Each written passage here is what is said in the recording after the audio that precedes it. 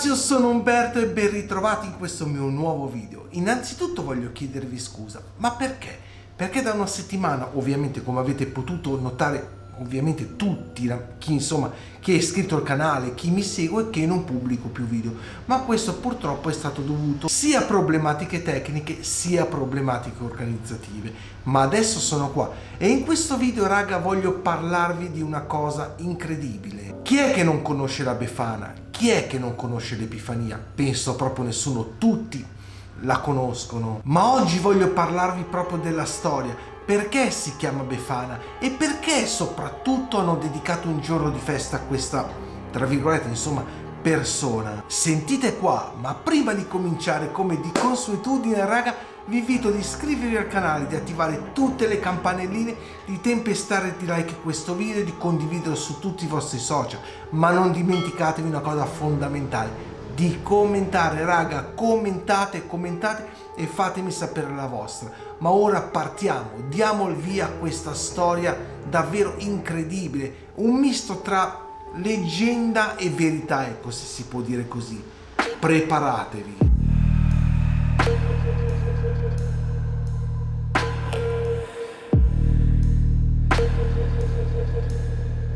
La Befana è una figura iconica della tradizione italiana, rappresentata da una signora molto anziana che porta i dolci oppure carboni ai piccolini che si sono comportati o bene o male secondo il suo giudizio. Ma ragazzi, la cosa più importante è perché vola su una scopa, e questo giorno di festa cade proprio il 6 gennaio.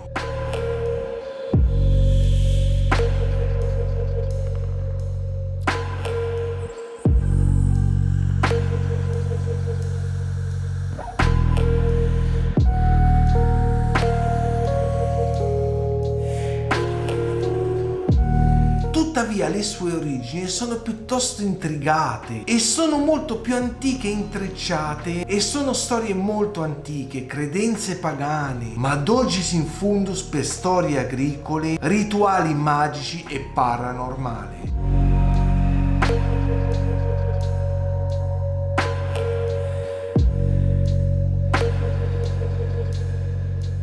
Prima di essere associata alla festa cristiana dell'Epifania, la Befana era molto legata ai culti della natura e alle celebrazioni del ciclo agrario.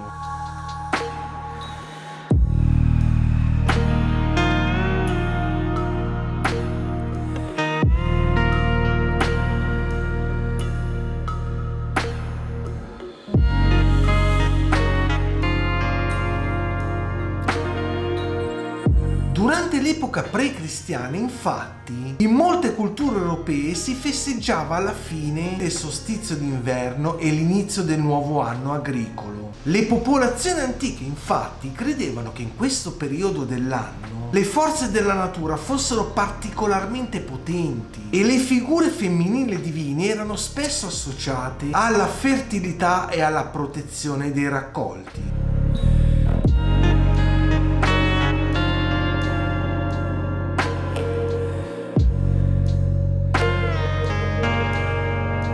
Raga, ma dovete sapere che una delle persone più vicine alla Befana è proprio quello della dea Sabina Strenia, protettrice del benessere e della prosperità. Durante i Saturnali, una festa romana che celebrava il ritorno della luce e dell'abbondanza, era tradizione scambiarsi dei doni esattamente proprio come fa la Befana.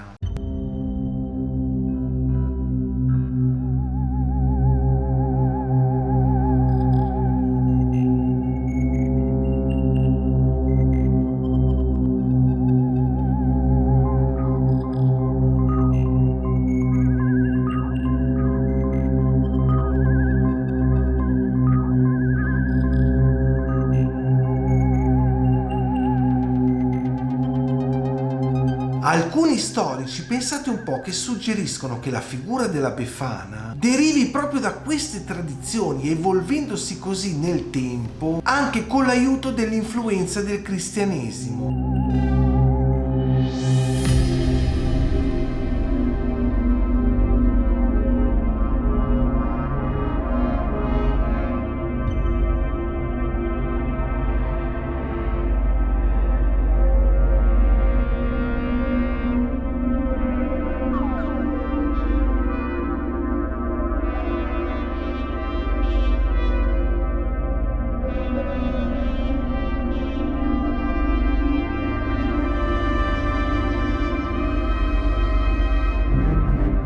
Infatti, proprio con la diffusione del cristianesimo, molte feste e figure pagane furono assimilate e reinterpretate alla luce della nuova religione. La Befana, per questi svariati motivi, divenne molto legata alla storia dei Re Magi.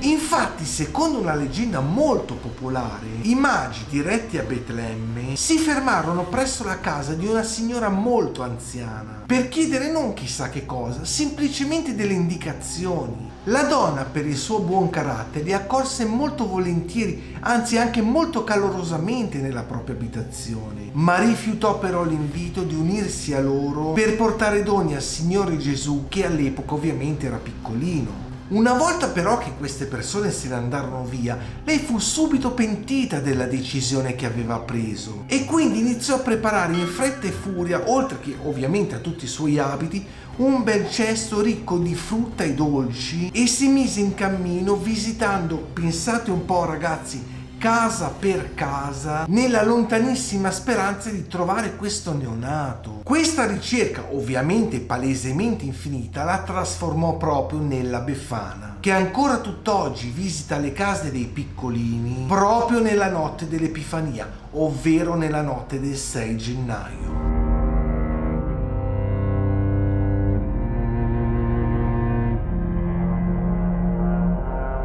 Oltre però al suo ruolo folcloristico e religioso, la Befana è circondata da un alone di mistero e di paranormale. Infatti la sua immagine è strettamente legata a elementi magici e sovrannaturali, che affondano proprio le radici nelle credenze popolari. In molte tradizioni la Befana in effetti è vista come una strega benevola, capace di compiere non solo magie, ma anche di portare fortuna o sfortuna.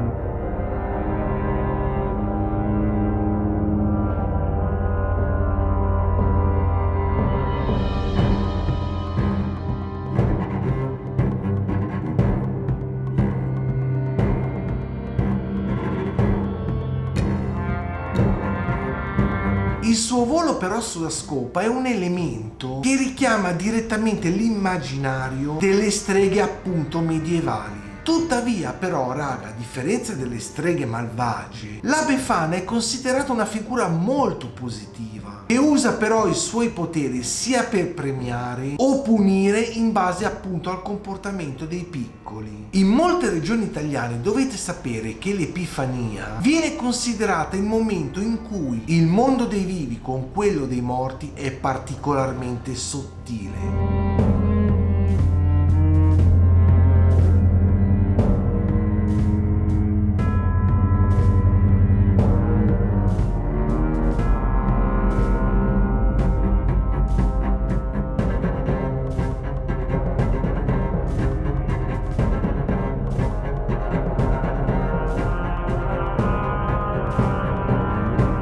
Si crede inoltre però che la Befana, oltre a tutto questo, abbia anche dei poteri di scacciare gli spiriti maligni e di purificare tutte le case. Pensate che in alcune zone è tradizione bruciare appunto un fantoccio della Befana come simbolo sia di rinnovamento che di protezione.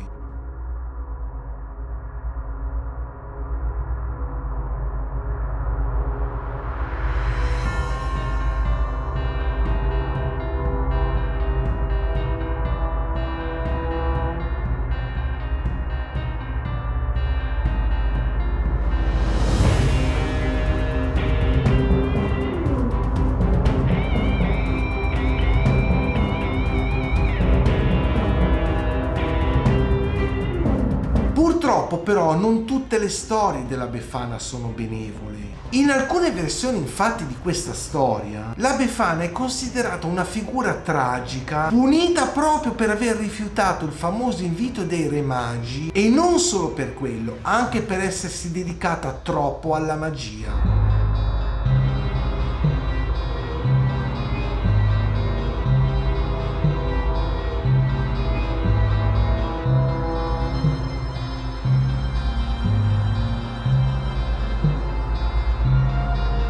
Infatti questo altro tipo di storia racconta proprio che il suo spirito, condannato a vagare per l'eternità, cerchi redenzione continuando a portare doni ai piccolini di ogni casa in cui lei riesce a passare. Oddio, in tutte le case si dice che lei riesca a passare. Ma non è finita qui, raga, perché la Befana è considerata anche un simbolo esoterico che rappresenta sia il passaggio che la trasformazione. Infatti, come figura anziana, incarna sia la saggezza che la fine di un ciclo, mentre invece il suo legame con i piccoli e i doni rappresenta il rinnovamento e la speranza per un buon futuro.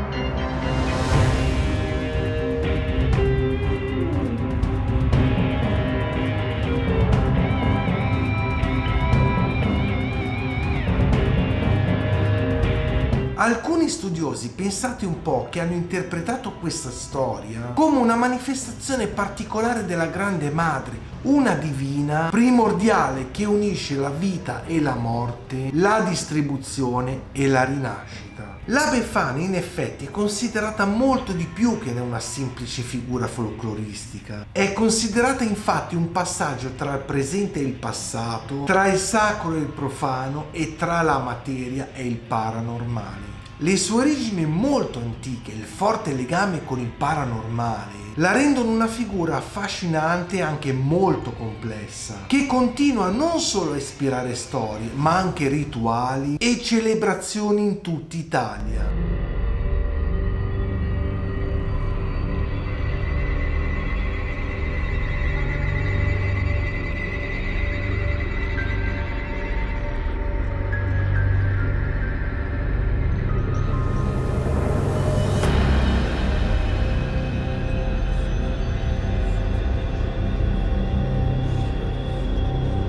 Raga, la prossima volta che vedete una calza appesa ad un camino, ricordatevi che dietro a quel semplice gesto si nasconde un vero e proprio universo di magia e di mistero.